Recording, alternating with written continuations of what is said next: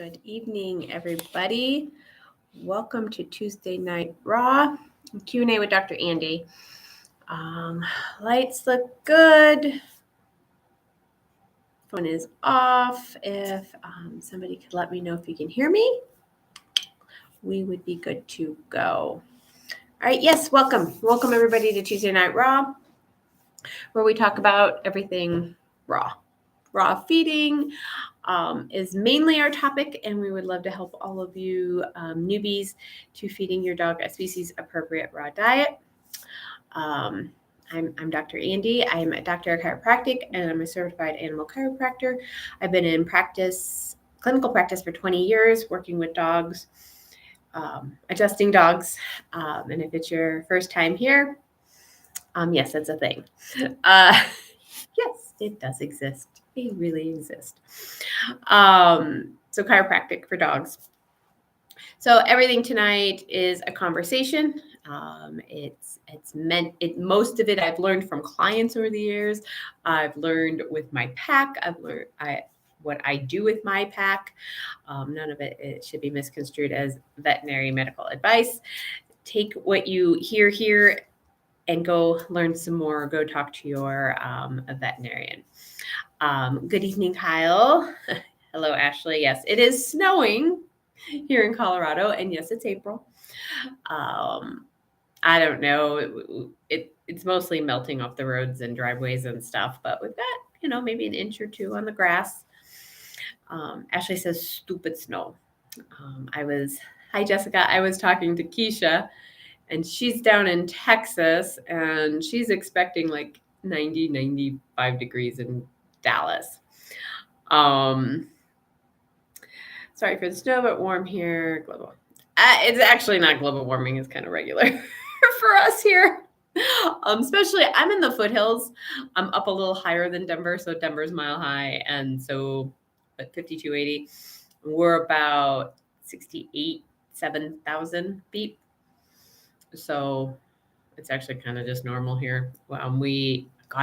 We were, my husband and I were out of town 5-6 years ago. We went up to Vancouver in Canada for just a quick getaway.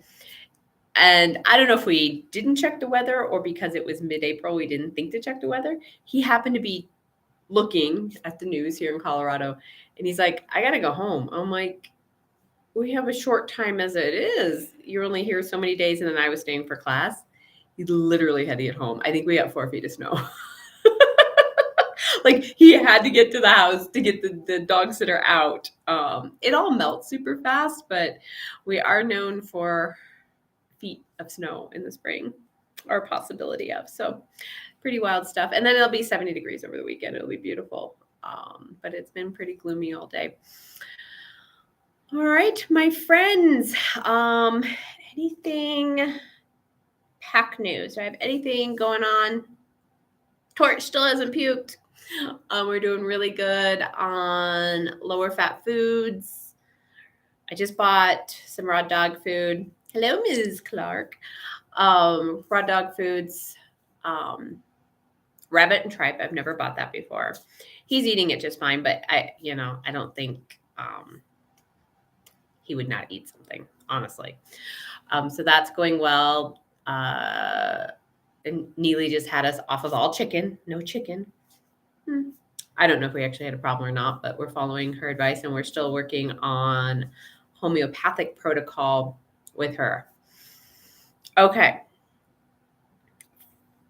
Homeopathics, generally speaking, are not for those people that want instant gratification. So we're doing a remedy every 2 weeks for 4 doses. That's 2 months. And I think we're making like incremental differences in his ear issue that he has going on. Obviously, we're on soil-based probiotics and then the C potent from Adored Beast. And that's it. No digestive enzymes, nothing else. Lower fat meat. But the homeopathic route does not satisfy the instant gratification of what we are used to in this reality these days. So we're standing the course and we're doing really good, but he has not vomited in weeks now. Not vomited. And when he did vomit, it was the worst smelling stuff ever. So super happy about that. His poops are still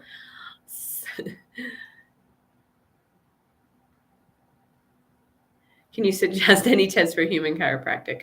Go to the chiropractor.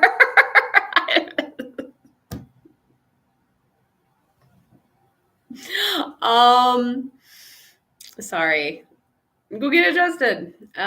Next, if it's upper traps are involved, you can roll around on a tennis ball at home on the floor. Sometimes that's enough to kind of work up some of the muscles out of there. Otherwise, you go get an adjustment, or go get a massage. If you stretch it out after it's been warmed up in the shower, that's good. Don't go sit in the hot tub. And when you get out of the shower, you put an ice pack on. So contrast therapy. You actually want to heat it up first and then ice it down. So you want new blood to the area, and then you want to ice it down to reduce the inflammation and all that new blood. So we want to, bring in new stuff, and then we want to get rid of it. We want to bring in new stuff with the heat, and then bring the inflammation down with cold packs. Technically, you should always do contrast therapy. Technically, it's your best option for chronic and acute stuff. Sometimes chronic, you just want to do heat. But when in doubt, do contrast therapy. And you can do all of that with your animals, your dogs. I don't know if you want to, I haven't tried with my cats. But anyway, Torch is doing good. Okay, next.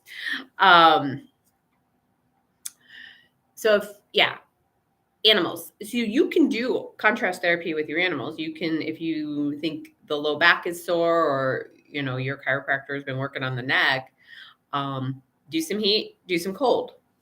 If you have a dog that doesn't mind either one of those and will sit there, you can go up to 20 minutes each. If you have a dog that's like a Chihuahua that's only going to do so much, well, he's going to do heat, right? And then only so much cold, do so much cold. If it's only 3-5 minutes, it's great.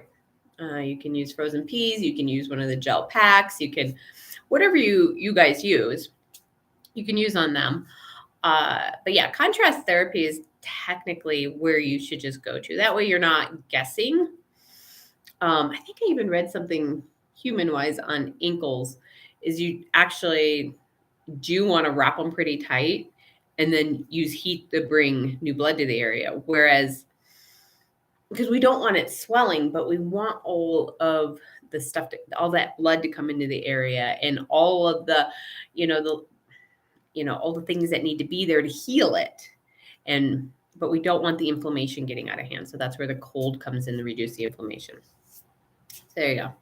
But after you hurt yourself, so acute is new injury. Chronic is old.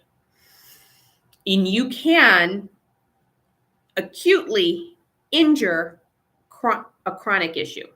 All right. Say, your dog has hip dysplasia in the right hip, and it's not bad. You're managing it. You're going for your walks. The chiropractor every couple months. The dog's 8. It's fine. But then we have a play date with your cousin's dog, and now we're limping. Now we're awful. We have to get to the vet. The dog is crying. Blah blah blah. And they're like, "Oh, the hip dysplasia." Okay, folks, that chronic hip dysplasia did not just get all the times worse. Okay, now you need the hip replaced. No, you most likely hurt a chronic issue. You acutely injured the chronic hip, right? The arthritic hip.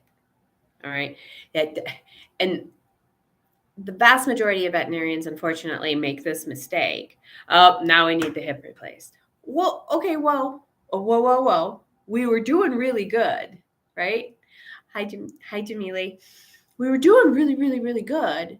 And then something occurred. we hurt it.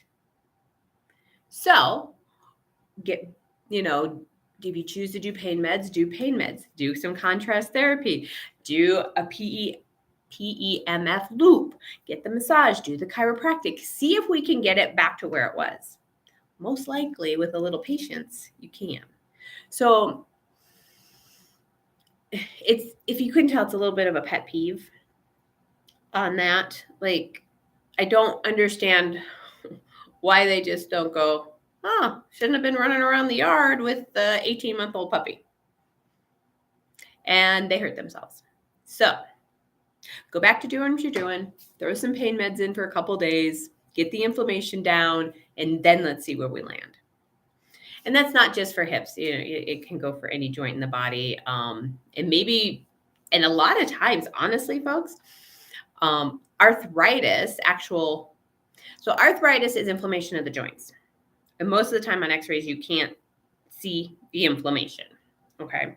But sometimes we're taking x-rays and we have some, end plate degeneration of the vertebrae. We've got some bony processes. We have some bony changes, which is more advanced arthritis. That's where you're getting into DJD and IVDD, degenerative joint disease, which is generally used in people, and then intervertebral disc disease, which is generally used in animals and kind of interchangeable.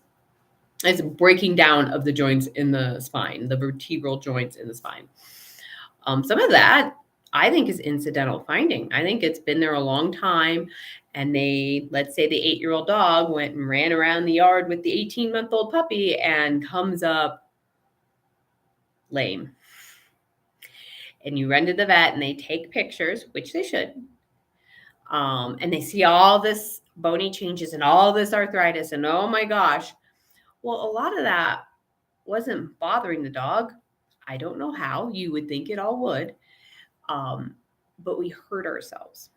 So before we go jumping into the deep end of the pool, sometimes we want to handle the acute inflammation. Laser, massage, acupuncture, chiropractic, PEMF, medications, homeopathy. I mean, like whatever you choose to do to handle that acute inflammation to see if we can get the dog back to baseline before we assume we must be on meds forever. Oh my gosh, she's all arthritic. Oh my God, sometimes we just injure the chronic, or we just injured ourselves, and that inflammation was the last little bit. And now we find all this stuff in the dog. Happens in people too. All right. One of my sayings, one of the things I really have come to believe in over the years is x-rays are a nice indication of what's going on. Nice indication.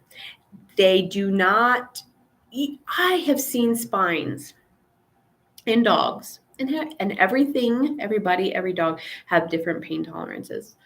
But I have seen x-rays of spines that have grown together, narrow disc spaces, spurring, the end plates are all rough, like a lot of what we would call bony arthritic IVDD changes. And the dog's like, my back hurts a little. No big deal. Don't know why. That's why x-rays are a nice indication. I've seen the most beautiful, let's say lumbar spines, which is the low back. Disc spaces are beautiful. No arthritic changes. And the dog can barely walk. So painful. And they may or may not be neurologic, and we can, you can go into all the neurologic and disc stuff, but let's just stay over in joint inflammation land. Why is that? Don't know. X-rays are a nice indication. When you have the most beautiful x-rays, then you start looking at muscles. And muscles can cause a lot of discomfort. Let's see.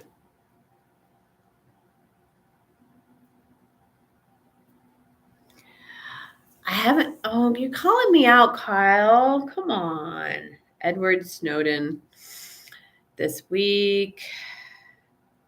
I guess I have to go look him up. Or maybe she talked to him about me and I wasn't maybe listening. I don't know. I don't know. I guess I'll go find that podcast. I know what I'm doing tomorrow. Tomorrow morning when I'm getting ready, I'll find that podcast. Hi, Chandel. She says, Dr. Andi, I was on a web forum recently, and a person had treated pup seizures by placing frozen pee-pack on the spine during a seizure. I've never heard of this before. I honestly haven't heard about that before. Now, let's look at what I just said. If getting cold on an area is going to reduce inflammation, and this pup in particular was having seizures that was causing inflammation, it might help. If you're struggling with your dog and seizures, try it. See if it changes something for them. Otherwise, their neck's going to be cold. It's not really a big deal either way. So try it. I can't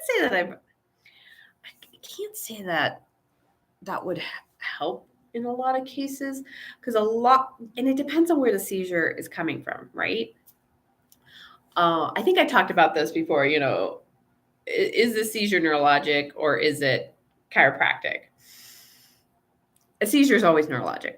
It's impacting the neurological system. Now, where is that impact coming from? Is it coming from inside the brain? Is it coming from, and then where in the brain? Is it coming from the cerebellum? Or is it coming from the upper cervical spinal region, which is where I can affect the most with an adjustment? Not to say that if you do have a dog that has seizures, regular chiropractic care is only going to contribute, because it's going to keep the neurological system talking to itself on a regular basis in a more in a better fashion. I don't know if I want to put it that way. But if your chiropractor is finding subluxations, removing the stress on the spinal cord or on those peripheral nerves, and allowing that nervous system to function the best it can, that's only going to contribute to the dog overall, and hopefully in the reduction of seizures, because the nervous system's working at an optimal level. Do I have any personal anecdotes on that? No. But if I personally had a dog that was suffering from seizures, treated with pharmaceuticals or not, and that runs the whole gamut too on when to do that, if you do that, how you do, I would be getting adjustments. I would be having the dog on a regular schedule, which could be like every 2 months.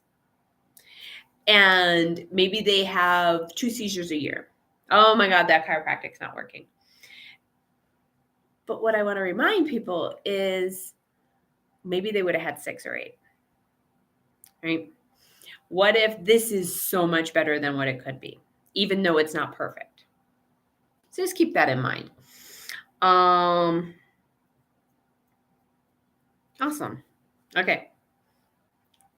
Kyle keeps track of the podcast. I don't even know what between the recordings and when I lose track. I do. So lose track. So yeah, try the ice pack. I would get, I don't know if you can see, I would get as high up by the ears with it, if it's something you want to try. And why not? It might feel really good too, post seizure too. All right. Thank you, Chandel. Good question. Okay. I'm going to go check out that podcast. I better write it down. All right. I don't think I had any homework. I couldn't find my sheet and I couldn't remember anything. Any other questions out there? We covered a lot already. Okay. Edward. There we go. Cool. Got it, folks. Let's Okay, so we were talking arthritis. We started with acute and chronic, right? Acute, new injury, chronic, old. You can acutely injure an old injury. Remember contrast therapy, remember all your goodies. And then going into arthritic joints. So today I had a puppy dog come in who literally went outside to go potty by herself on Friday afternoon and came back dragging in her back end, completely paralyzed in the rear. And I tell people these things and they're like, oh my God, it's actually a pretty regular history. That's generally how it happens. I have experience with dachshunds. I always say it wrong, but the little wiener dogs, right? The little long back guys. They do this most commonly. And a lot of times the history is I went to work, they were in the kennel, they were fine. I come home, they're paralyzed. What could they possibly do? And the owners were actually asking me, like, what did she do out there? Oh, hell if I know, right? Like she most likely was just walking along. Who knows? I'm working on the green flashes, by the way, folks. We did a little bit of work over the weekend, and I guess we need to do a little bit more. So it's a little better, but not great. And so they rushed to their vet. The vet actually got them in. They went on the triple cocktail that I actually like to see, which is steroids, gabapentin, and methocarbamol.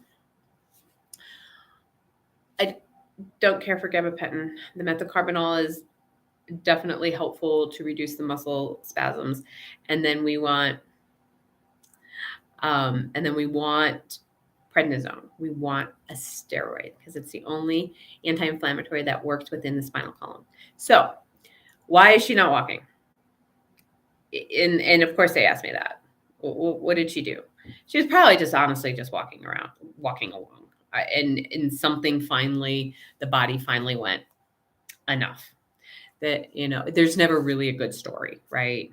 She didn't roll down the hill. She didn't get jumped by a mountain lion, right? There's generally not a really good story. Neither are injuries, right? What'd you do to break your ankle? Oh, I stepped off the curb, right? There's, why can't you stand up straight? Well, I bent over to tie my shoe, right? It's generally not really big stories. And it's a lot of what the body's been compensating for a while. Okay. They get to the vet, they get on the medication. She hears through the grapevine about massage and chiropractic. They get on board with that. And then they go to Dr. Google all weekend and they research. Do they want to do surgery?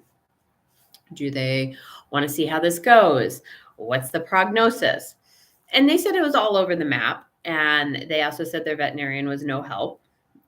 He did the usual, you need to get to the neurologist and get surgery within 24 hours or nothing will get any better. It's not true. I prefer, as a chiropractor, right? What is my my slant, right? What can we do without surgery? Okay. That's where I'm going to come from, right?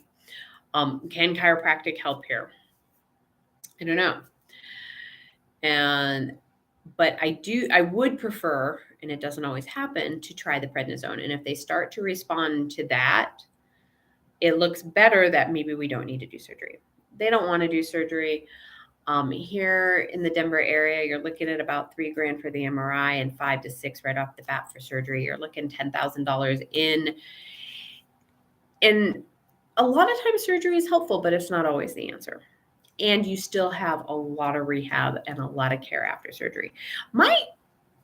We have some really good neurosurgeons in the area. So getting through surgery isn't actually my concern. Surgery is hard. The anesthesia is hard. It causes a lot of trauma in the area too, but it's the recovery. And, rest and the medications and the rehab, that's a lot too. So I just think people are like, oh, they can get through the surgery. Yeah, unless there's some underlying heart issue we know nothing about, most of them get through surgery just fine. Most of our neurosurgeons are fabulous at surgery. That's not the concern. It's the aftermath and how well does the body heal after that.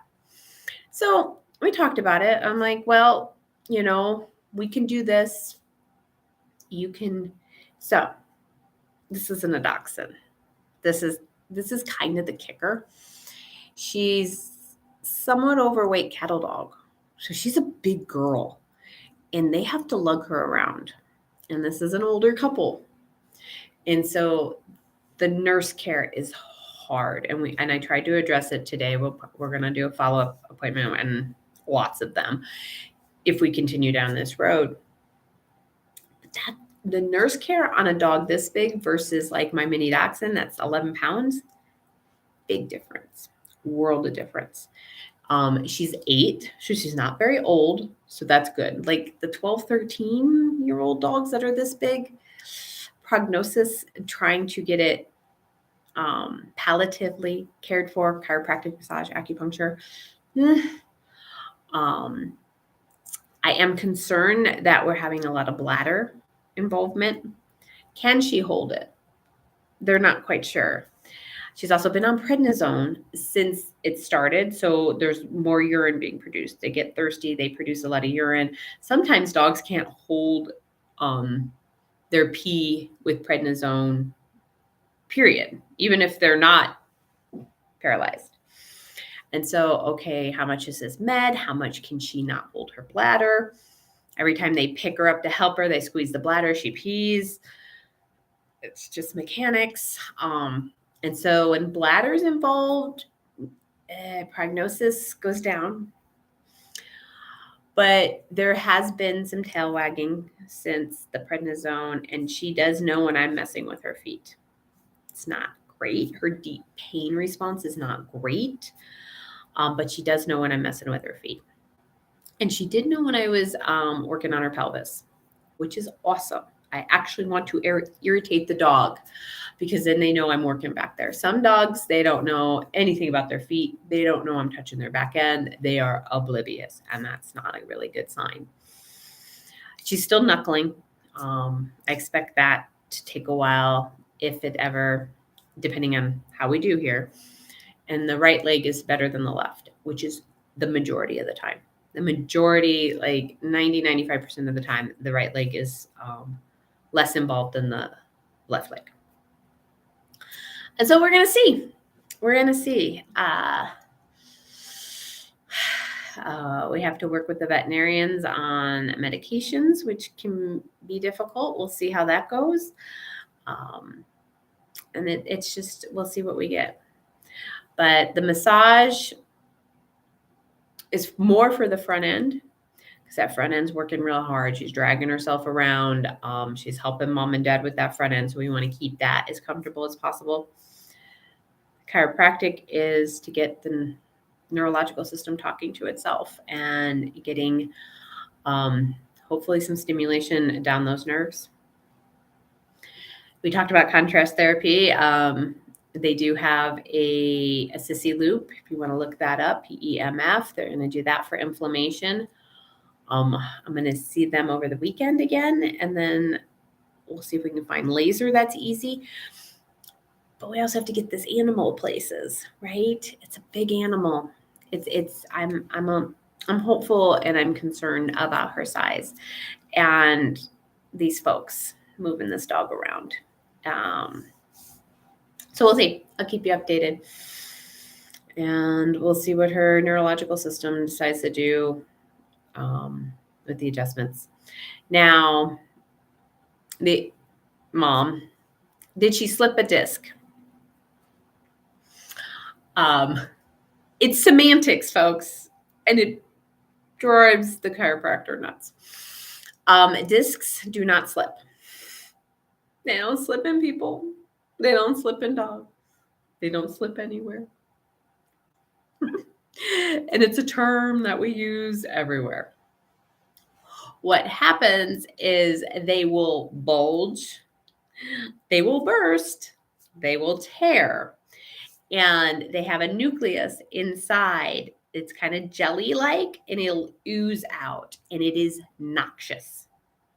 Noxious to the surrounding tissues, which causes massive amount of inflammation, which causes compression on nerves, muscle spasms, severe amount of pain if it's on the sensory part of the nerves, or we lose motor ability, can't walk, if it's on the motor component. And then you could have, wherever this noxious material went, you could hit some of both. This dog in particular was not in a lot of pain. She was just neurologic. And that's a pretty broad, stupid term too, but discs don't slip. Now, was she literally walking along and the disc finally just tore and she leaked out this nucleus and it just caused just massive inflammation like that? Yep. Yeah. Maybe she jumps down this. We didn't get into it. I'm sure I will have more insight as we go along with appointments.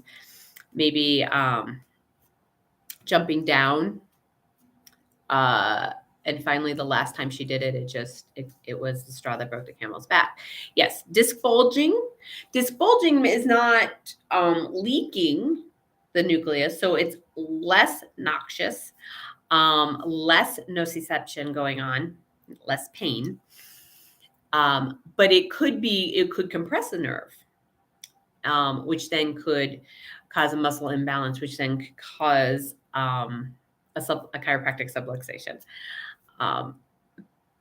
Human chiropractors have been just adjusting people with disc bulge, hot discs, peripheral neuropathy, radiculopathy for over 100 years. Generally, it'll work or it won't work.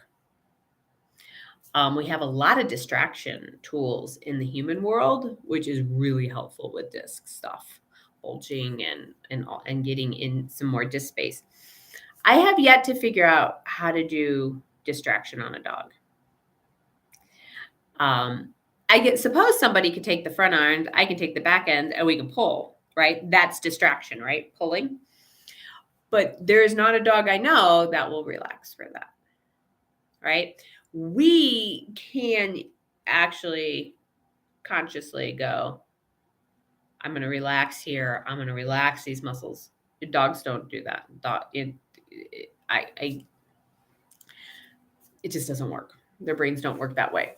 Their nervous systems don't work that way. So, I haven't figured out a good way to distract them. That would be helpful if we could. So people do have that bonus for them. So yeah, and in people's studies, I don't know if we have any in dogs, but the vast majority of disc issues seen on MRI are asymptomatic. So there are quite a bit of anecdotal stories. I'm sure there's actual studies out there. I haven't gone looking for them. People that go in for surgery because they see, let's say, a disc bulge at L4-5, they're having pain down the back of their leg that may wrap around into their knee. They go in and fix that, and nothing changes. It wasn't actually that bulge that they saw that was causing the issue. Maybe they had some other random inflammation in the body that was doing it that didn't show up on the MR. But there are lots and lots of just asymptomatic disc issues that are seen on an MRI in people. I don't know if anyone's put that together for dogs, because people go in for their MRs, right? And then they go home and then they get the results. And then they decide what they want to do. And they want to go back to the chiropractor. They want to go ahead with surgery. They schedule that surgery 6, 8, 12 weeks out, right? With dogs and AHA regulations, it's very different. And we don't have the luxury of explaining to them, we need to do this in 3 weeks. People can't lug around a very big dog for 3 weeks. This is kind of some dogs, it's life or death. We've got to get this fixed or we've got to do something else. So, different circumstances. And so in AHA regulations is they get put down. They can't be put down again in a couple days. It has to be so long. And I forget how long it has to be. So when dogs go in for their MRI, that neurologist, that neurosurgeon is planning on surgery. They're planning on looking at the MRI and getting the dog in the surgery. Just so you know that, they've gotten better over the years telling people, but when they were first doing a lot of MRIs, which was new to me, when I started 20 years ago, an MRI was unheard of. Or it was this random thing somebody did somewhere else, And that's what people ask me all the time. Do you adjust dogs with discs? I'm like, well, in the beginning, of course. Like, we had no diagnostics to know otherwise, right? Or very few. And now their MRIs are much more common. But in the beginning, they weren't telling people that. Like, it was a shock to people after their MRI that the doctor then wanted to do surgery. They're getting better at telling people and warning people that once you do this, this is the next step. And if it's required, they want to do it right then and there. Just so you know, when you go into the chiropractor's office, they want to adjust the dog. When you go into a neurologist's office, they want an MRI. And generally, they're also, in the dog world, the neurosurgeon that also wants to do surgery. And then, and it's just a choice. It's just a choice. What's going to work for your dog, what's going to work for your family, what's going to work for your budget. I think sometimes insurance is a dangerous thing with our animals, because would you choose to do all this stuff if you didn't have access, if your animal didn't have insurance? I joke with people all the time that dogs do not sit around, play poker, and complain that their owners just will not get them the surgery they need. They are not sitting around judging you about the care that you choose or don't choose to do with them. And every single situation is different. All right. Anything else I can ramble on about? I think we covered a lot. Hopefully I didn't fry y'all. A lot more chiropractic than raw feeding. And Jamila, yes, I will see you tomorrow too. So we'll talk about that. Yeah, I want to know what's going on with Ziba. That'll be awesome. Anything else out there? Cool. Oh, that green flash. I hope smoke's not coming out of John's ears. And speaking of insurance, I actually have the computer insured, so I can take it to them and they can look at it too. That's just such a pain in my rumpus. All right. Any new raw feeders that want to speak up? Sometimes us old fogies get so wrapped up in how easy it is to go raw that we overlook the newbies question. So we would love to go back to the beginning. I will do my best to try to remember and step you through that. We're on a raw diet. Any suggestions for a recently discovered heart murmur? Feed heart. Get the turkey hearts, do beef hearts. I think we have bison hearts. Get the organ meat. Even if you want to go with ancestral supplements and get a dried heart supplement. Like feeds like supports like. Now, what in the heck is all of these heart issues about in our animals and our dogs, particularly? I say all of a sudden, but it's not really it's kind of all of a sudden, the last 3 years, but really the last 5 to 8. It's holy bejesus. From what I can remember growing up and, our first dogs and all of that, The dog has a heart murmur. Let's go do a dental. No big deal. And that's if they would diagnose a heart murmur, right? And now we have all these heart murmurs and DCM and high blood pressure. Now we check for high blood pressure. So, okay, my question, and this is really a question, I don't have an answer to this, is have these problems always been there and our diagnostics are better? Or is it actually getting worse? Like, I could remember maybe the first time someone even checked a blood pressure on one of my clients, right? And they checked their blood pressure. I'm like, they do that? Like, never heard of it. And that was maybe 3-4 years ago. But yes, Kyle brings up a point. It's not just animals, but humans too, right? And so we go back to our food source, right? Our food chain, the lacking of minerals in the soil. And with our animals, probably true for people too, but we'll stick over here.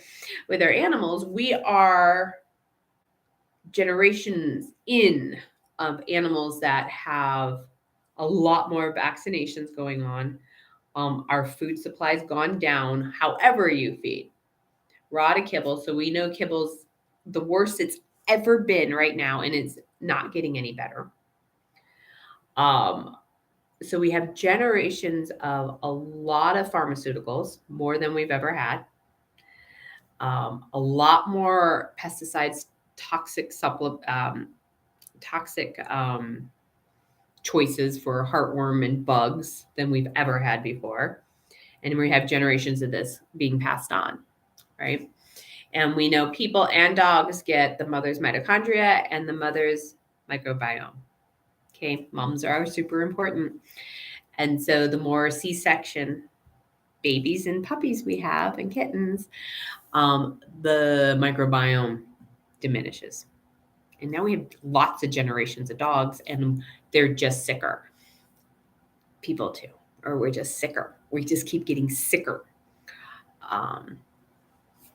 And so, yeah, that can be the hard stuff. Yes, Hawthorne. Thank you, Jessica. Yeah, Hawthorne. Amber's Naturals has the HVW. It's a tincture. You can go get Hawthorne. Go to dogsnaturallymagazine.com, punch it in. They will give you some great pointers on how to supplement that, but we want to support the heart. Awesome.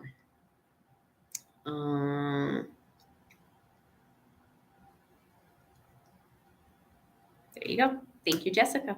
Awesome. And you are, Chandel, 100 million miles ahead, already feeding a raw diet. So awesome job there. That is probably, I always say feeding raw, feeding a species appropriate raw diet, which generally these days does not even mean buying it at the retail store. Really not pleased with most of those products. A lot of them are resprayed anyway with synthetic vitamins that are not as bioavailable. There's a lot of carbs still in there. There's a lot of vegetables, potatoes, squashes, all of them mixed in because it's cheaper than meat. But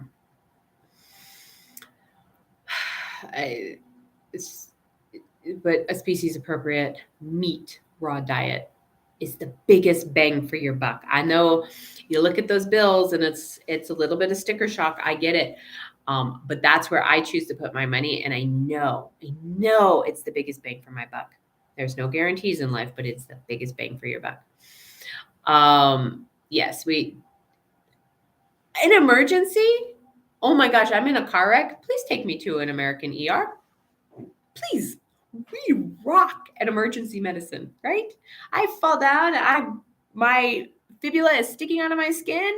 Please take me to an ER, preferably while I'm in the United States, right? Like emergency medicine.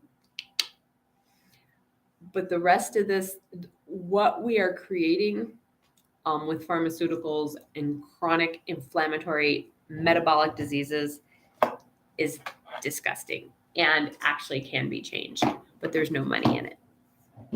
There's a little bit of my soapbox. I'll be quiet now.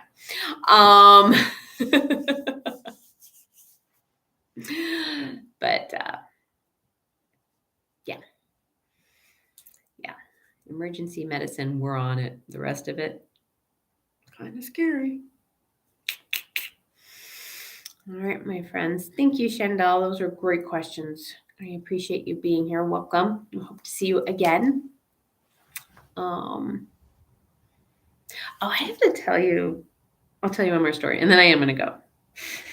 I guess I am chatty tonight. This was many, many, many years ago, and it was a very senior gentleman. I think he even told me he was like 80, and he was still driving, living by himself. He was rocking it. I'm like, awesome. And he did a lot of different stuff for himself, alternative, holistic, whatever terms you want to use. But he pretty much stayed away from pharmaceuticals. And he had this little dog, mean little min pin mix thing. Mean. We had to muzzle him. His name was Gonzo. Mean little shit. And I'm working on him, and you could hear and feel the backwash in his heart because his valves were working so poorly. Heart murmur. Maybe there was other stuff going on. I don't know. But just so the heart murmur, these valves don't close all the way. And so when they don't close all the way, they get a little backwash. And so you're mixing oxygenated blood with not oxygenated blood, which makes it harder to oxygenate and perfuse all of your muscles and other organs. It's generally very layman, very simple explanation of that. And so when you have that heart murmur, that these aren't closing all the way. They're just closing, depending on the grade, right? And how much. This dog, I'm like, the slushing, literally slushing, the hearing, the feeling of it was remarkable. Granted, it was a very light-boned, skinny little dog. And I'm like, dude, yeah, it's been there. I'm not doing anything for that. I don't know if he ever went to the cardiologist and just refused treatment. I don't know if he ever went. He was going to a holistic vet, and I'm sure the vet knew, right? But that was his choice, not to pharmaceutically treat that. I don't know what else he was doing. He was feeding the dog raw. I don't remember, right? But it was remarkable. I think from that visit that I noticed, which was early on in our relationship, that dog lived another 3-4 years. I think he died at like 18 or 19. Just saying. That's anecdotal. It's one case, and he was also not very active, not very big, could be carried around. Like there's all those factors, but just saying. But it was fascinating, what you could feel and hear on that dog. It was quite fascinating.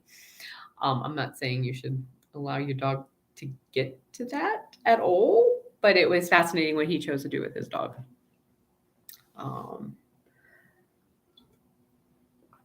right, my friends. If you think of it and can do it, like the video, please, if you do. If not, I'll be back next week here on YouTube at Dr. Andi's World channel. Would love for you to come back, bring your friends. Obviously, I'll talk about a bunch of things. Today happened to be more musculoskeletal and chiropractic. Would always love your questions about raw. Bring the newbies so they know there are other people out there that are doing something different with their animals. We need to support everybody's choice in changing this, and we need to support the health of our animals. We need to support our health because we're all getting very sick. And I don't think the answer is in a pill, folks. God, I wish it was, but I don't think it's there. You can also check out more about me at animalmagiccare.com. If you're in the Denver metro area and you would like to get your dog adjusted, that's also the place to fill out the new client form and book your appointment. If you're here, I would love to meet you all. If you're not here, maybe someday I will get to meet you. Who knows? Oh, yes, our podcast. Yes. And then I'm on the Raw Dog Food Truth podcast with Dee Dee Mercer Moffat, the CEO of Raw Dog Food & Co. Woo! Got it all out. every Monday morning. We do record those, but they're there Monday mornings. And then she's got Neely Piazza, who a magician when it comes to raw feeding. Like, listen to that girl. Dr. Judy Jasek, holistic veterinarian who I've known, God, I don't even know, 15 years? Longer. No, about 15 years. I think I met her when I met my now husband. I think that's it. I think that's all we got. Thank you guys so much for being here.